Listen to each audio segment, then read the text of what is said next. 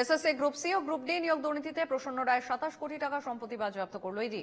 উত্তরবঙ্গের 3টি চা বাগান, কারখানা, একাধিক গাড়ি সহ বিভিন্ন সম্পত্তি বাজেয়াপ্ত করা হয়েছে। সব মিলিয়ে মোট 27 কোটি 19 লক্ষ টাকার সম্পত্তি বাজেয়াপ্ত করা হয়েছে।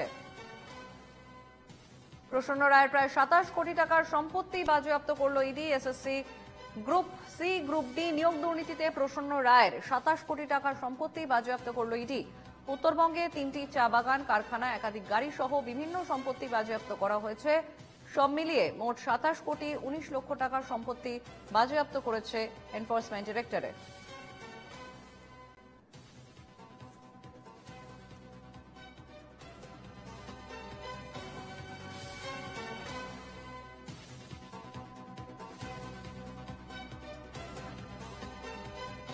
আমাদের সঙ্গে ফোন লাইনে রয়েছেন প্রতিনিধি বিউ সরকার।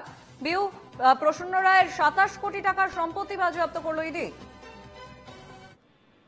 একদমই দেখা গেছে যে আজকে নিয়োগ দুর্নীতি মামলায় 27 কোটি টাকার প্রসন্ন রায়ের সম্পত্তি বাজেয়াপ্ত করলো এবং সেখানে প্রসন্ন রায়ের 3টি চা বাগান সহ তার একাধিক গাড়ি এবং কারখানা, যন্ত্রাংশ সহ তার একাধিক সম্পত্তি প্রায় 27.19 কোটি টাকার সম্পত্তি অস্থায়ীভাবে বাজেয়াপ্ত করা হয়েছে। এবং ইডি সূত্রে খবর, চাকরি পাইয়ে দেওয়ার নামে গ্রুপ সি ও গ্রুপ ডি প্রার্থীদেরকে, চাকরি প্রার্থী শিক্ষাকর্মীদের কাছ থেকে যে বিপুল টাকা আদায় করা হয়েছিল তার বড় অংশই বিনিয়োগ করা হয় চা বাগান ব্যবসায়।